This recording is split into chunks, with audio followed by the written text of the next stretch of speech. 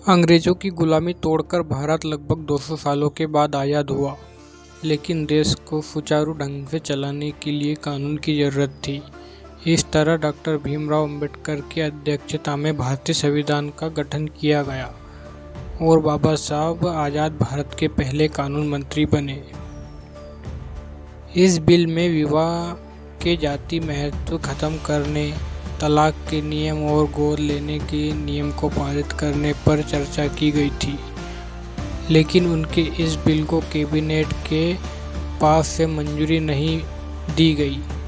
इस बिल के पास न होने की वजह से ही 1951 में डॉक्टर बी.आर. अम्बेडकर ने कानून मंत्री के पद से इस्तीफा दिया था। समानता में विश्वास रखते हुए बाबा साहब एक दलित परिवार में जन्म हुआ था, जिसकी वजह से उनका जीवन काफ़ी संघर्ष भरा हुआ था। उनके जीवन में इन्हीं संघर्षों ने उनके विचारों को आकार दिया था।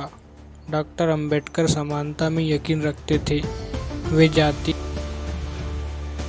आडंबर को नहीं मानते थे और चाहते थे कि समाज में सभी को बराबरी का अधिकार मिले। संविधान को इसकी योग्यता के आधार पर मौके मिलने चाहिए, न कि उसके जन्म किस परिवार में हुआ है इस आधार पर। इसीलिए उन्होंने पूरे जीवन समाज के जाति प्रथा, महिलाओं को बराबर और छोटे बड़े का भेदभाव मिटाने के लिए काम किया। ऐसा ही वे भारत के कानून मंत्री पद के बाद भी करना चाहते थे।